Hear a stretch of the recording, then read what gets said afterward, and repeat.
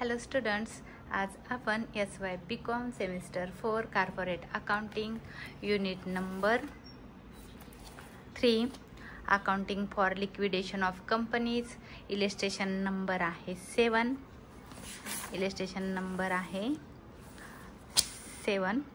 Page number आहे 3.37.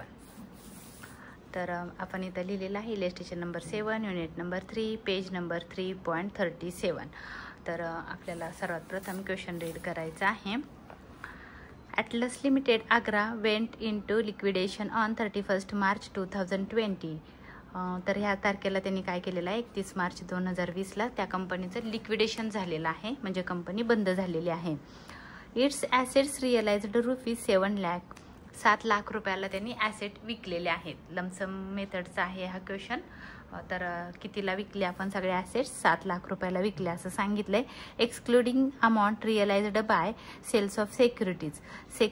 Excluding म्हणजे वगळून.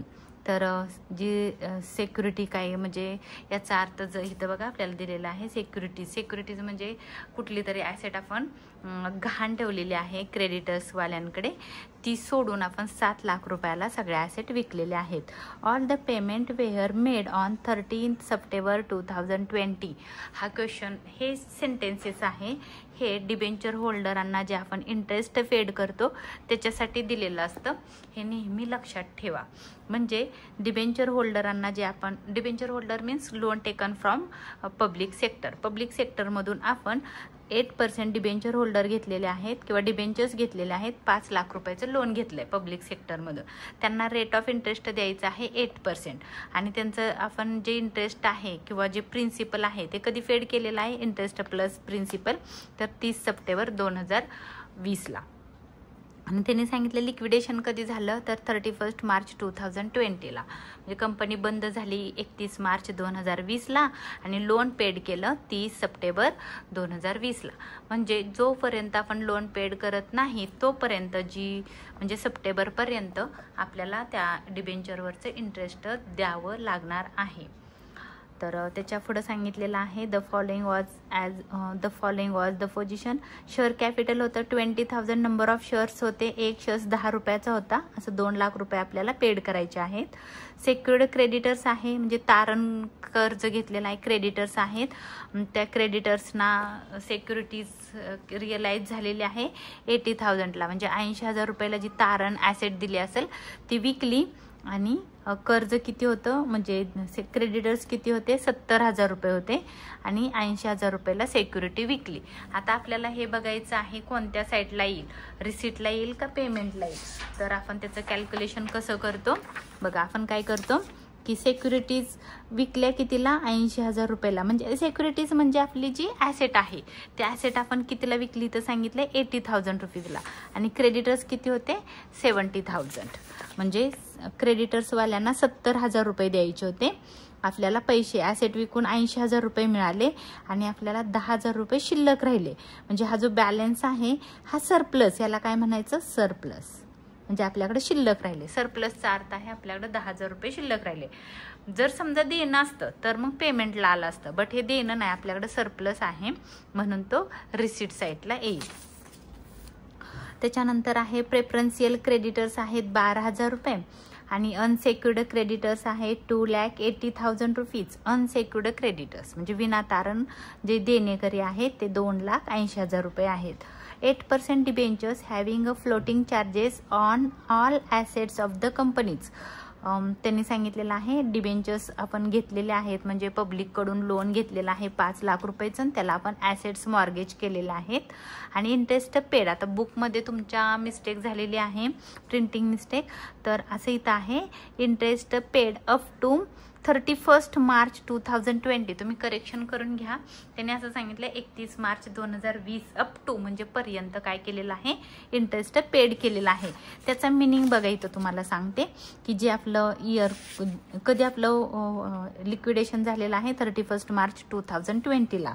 म्हणजे त्यांनी काय केलेलं आहे 31 मार्च 2020 पर्यंत जेवढं इंटरेस्ट होतं डिबेंचरवरचं, डिबेंचर्स किती आहेत 5 लाख, तर 5 लाखावर 8% डिबेंचरवरचं इंटरेस्ट त्यांनी पेड केलेलं आहे 31 मार्च 2020 पर्यंत.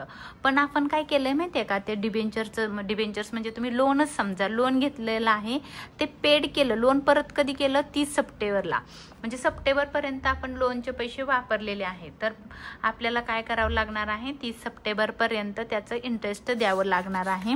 म्हणून मार्चच्या पुढं बघा, मार्च महिन्याचं इंटरेस्ट दिलेलं आहे. एप्रिलचं द्यायचं आहे. एप्रिल, मे, जून, जुलै, ऑगस्ट आणि सप्टेंबर. 30 सप्टेंबर 2020 म्हणजे हा मार्चपर्यंतचं इंटरेस्ट आपण पेड केलं. किती महिन्याचं राहिलं? 1 2 3 4 5 6 मंथचं इंटरेस्ट आपल्याला काय करायचं आहे? पेड करायचं आहे. कुणाला? तर डिबेंचरवाल्यांना. डिबेंचर्स किती आहेत बघा, क्वेश्चनमध्ये दिलेत 5 lakh rupees. Rate of interest आहे 8%. तर 5 लाख इंटू 8% इंटू 6 मंथ. 6 कसे? 1 2 3 4 5 आणि 6 इंटू 6 मंथ. तर आपल्याला एवढं इंटरेस्ट पेड करायचं आहे. तर तुम्हाला त्याचं कॅल्क्युलेशन करून दाखवते. कॅल्क्युलेशन येणार आहे 5 लाख इंटू 8% अमाऊंट आली 40,000 इंटू 6 मंथ, 6 डिवाइड बाय 12 आलं 20,000 रुपये इंटरेस्ट. जे डिबेंचर होल्डर्स आहेत त्यांना 20,000 रुपये काय करायचं आहे? इंटरेस्ट पेड करायचं आहे. इंटरेस्ट. तर डिबेंचर होल्डरना 5 लाख रुपये पण परत करायचे आहेत आणि प्लस 20,000 रुपये पण त्यांना परत करायचे आहेत. टोटल अमाऊंट तुम्हाला 5,20,000 रुपीज पेड करावी लागणार आहे. त्याच्यानंतर इथं सांगितलं लिक्विडेशन एक्सपेन्सेस दिलेले आहे 10,000 आणि लिक्विडेटर्स रेम्युनेशन दिलेलं आहे 15,000. क्वेश्चन सोपा आहे. Prepare liquidators final statement of accounts. आपल्याला प्रिपेअर काय करायचं आहे? लिक्विडेटर्स फायनल स्टेटमेंट करायचं आहे. म्हणून इथं लिहायचं आहे liquidator final statement of account of the winding up of atlas limited Agra in voluntary liquidation. तर आपण हे नाव दिलेलं आहे. ह्या साईडला रिसीट असतं, इकडं पेमेंट असतं, एस्टिमेटेड व्हॅल्यू, रिअलाइज्ड व्हॅल्यू आणि रुपीज असे आपले हे कॉलम आहेत. हे तुम्हाला आता पाठ झालं असेल. तर आपण काय करूया? हा क्वेश्चन सॉल्व्ह करूया. सर्वात प्रथम आपण ह्या साईडला घेतो. इथं आपल्याला कोणत्याही प्रकारची कॅश दिलेली नाही. इथं कुठं आलंय का कॅश? तर नाही, एवढाच आहे क्वेश्चन. मागं त्याचं आन्सर दिलेलं आहे. तर आपल्याला आन्सरमध्ये जायचं नाही, क्वेश्चन बघायचं आहे. क्वेश्चनमध्ये कॅश दिलेली नाही, मग आपण पहिल्यांदा कॅश इन हँड लिहू शकत नाही. रिसिटला कॅश इन हँड लिहू शकत नाही. मग काय लिहायचं? तर ॲसेट रिअलाइज्ड.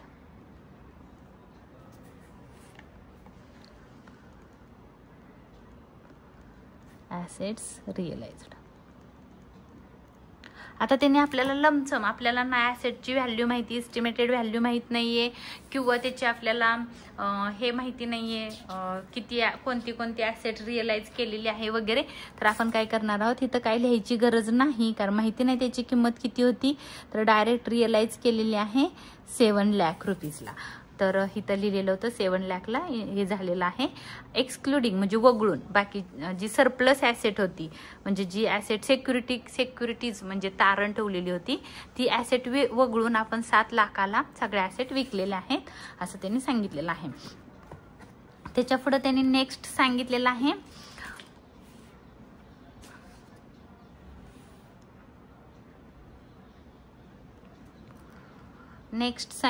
आहे काय झालेलं आहे? सरप्लस. आपण मगाशी काढलेला आहे. इथं 10,000 रुपये काय होता? सरप्लस आलेला होता. हे 10,000 80,000 रुपयेला ॲसेट सेक्युरिटीज होती बघा. इथं आपल्याला दिलेलं आहे sundry secured creditors securities realised 80,000. Realise झाल्या 80,000 रुपयाला. म्हणजे आपल्याला काय करायचं आहे बघा, जे सेक्युअर्ड क्रेडिटर्स होते 70,000, 80,000 रुपयाची ॲसेट विकली, 70,000 रुपये देऊन टाकले, 10,000 रुपये सरप्लस आला. म्हणून इथं तुम्ही लिहायचं आहे surplus from securities. Surplus from securities 10,000. आता इथं तुम्ही लिहू शकता 80,000 लेस सन्ड्री क्रेडिटर्स किंवा इथं आहे secured creditors.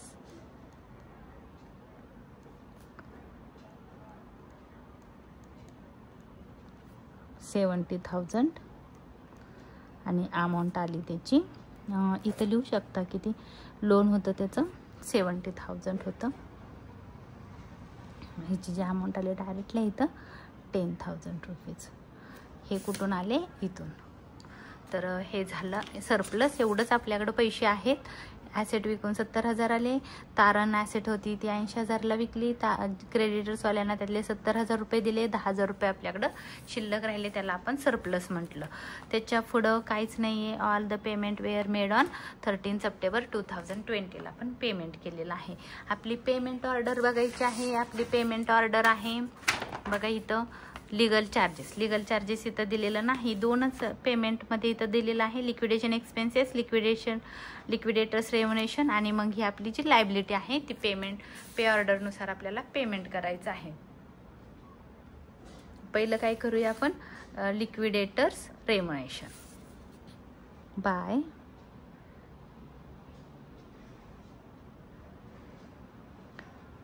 Liquidators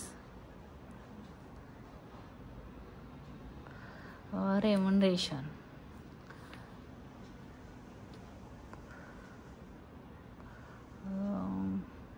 liquidators remuneration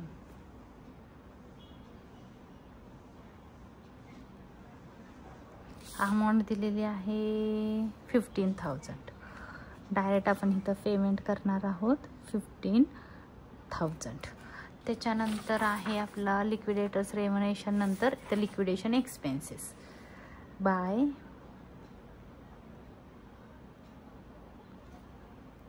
liquidation expenses. Liquidation एक्सपेन्सेसची अमाऊंट आहे 10,000. आपण इथं पेड करू 10,000 रुपीज. त्याच्यानंतर आपली पेमेंट ऑर्डर बघायची आहे. हे पाठ करून घ्यायचं आहे. मी तुम्हाला समजवण्यासाठी दाखवते. पाठ पाहिजे तुमच्या. लिक्विडेशन रेव्हन्युएशन पेड केला, लिक्विडेटर्स एक्सपेन्सेस केले, प्रेफरन्शियल क्रेडिटर्स.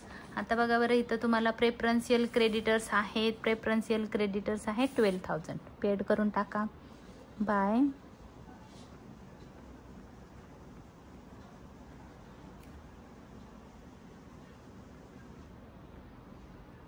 $12,000 आपण इथं पेड केलं. त्याच्यानंतर तुमची पेमेंट ऑर्डर आहे डिबेंचर होल्डर. त्याच्या खाली येईल बाय डिबेंचर होल्डर.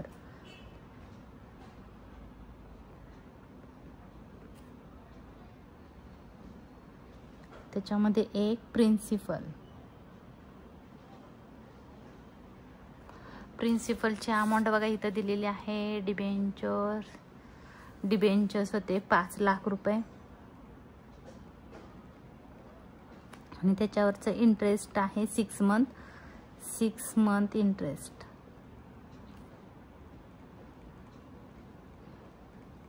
आपण इथं काढलेलं होतं बघा इथं. हे 6 महिन्याचं इंटरेस्ट पेड करायचं आहे. 5 लाखावर 8% 6 महिन्याचे 20,000 रुपये.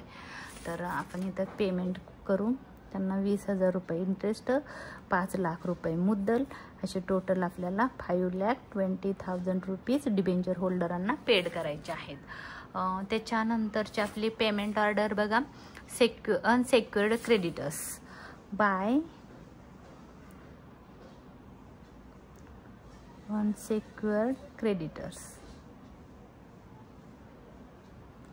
आता इथं बघा अनसेक्युअर्ड क्रेडिटर्स दिलेले आहेत 2,80,000 रुपये आणि 2,80,000.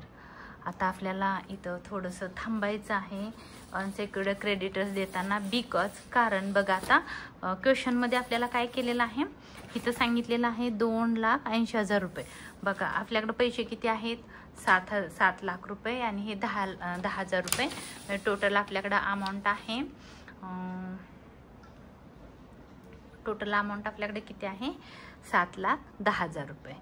आणि आपण पेमेंट किती केलं ते पहिलं बघूया. आपण पेमेंट किती केलेलं आहे बघा. आपल्याकडे आहेत 7,10,000 रुपये. पेमेंट किती केलं बघा 15,000 रुपये. कारण आपल्याकडे एवढे पैसे नाही आहेत. प्लस 10,000 रुपीज प्लस 12,000 रुपये 12,000 रुपीज प्लस 5,20,000 10,000 म्हणजे आपण पेमेंट केलेलं आहे. मी इथं दाखवते. रिसिट किती होतं? 7,10,000 रुपये. 7,10,000 रुपीज रिसिट आहे. रिसिटची टोटल रिसिट म्हणजे आपल्याला मिळाले किती? 7,10,000 रुपये हे रिसिट्स आहेत. आणि पेमेंट किती केलं? 5,57,000. 57,000 हे पेमेंट केलं. मग ह्यांचं मायनस करू आपण. मायनस 7,10,000 1,53,000च आपल्याकडे शिल्लक आहेत. एवढाच बॅलन्स आहे. हा बॅलन्स आपल्याकडं असताना आपण कुणाला देऊ शकतो? बघा इथं क्रेडिटर्सवाल्यांना द्यायचे आहेत. कुठे गेलं?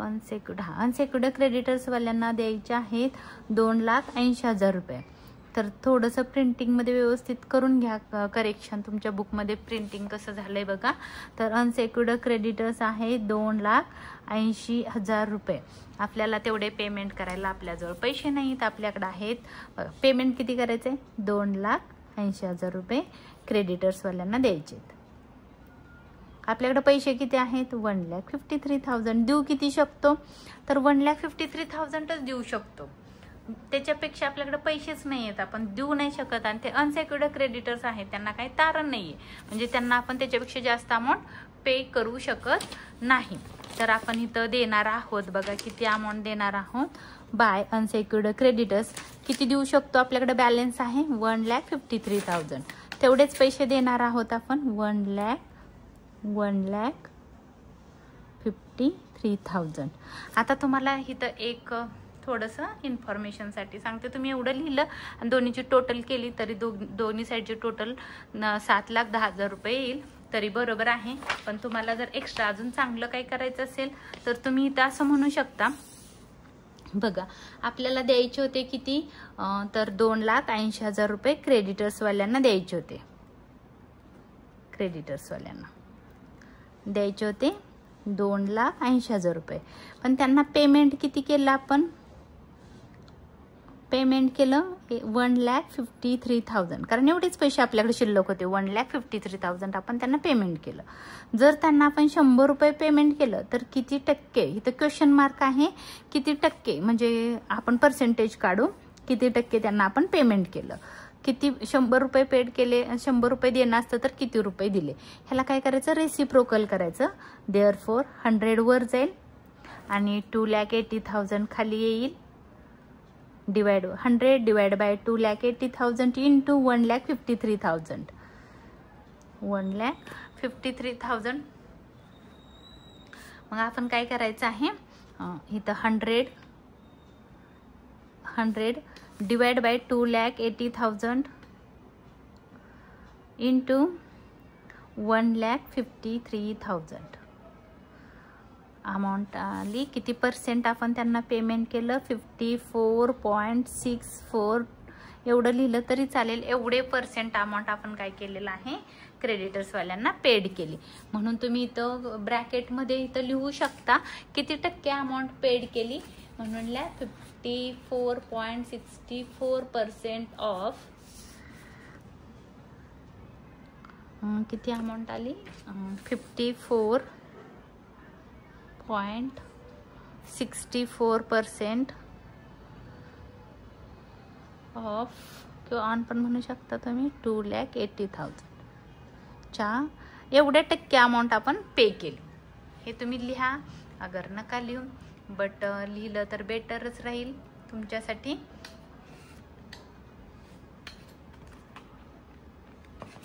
आपण आता काय करणार आहोत? दोन्ही साईडची टोटल करणार आहे आणि मग आपला आन्सर दोन्ही साईडला बरोबरच येणार आहे.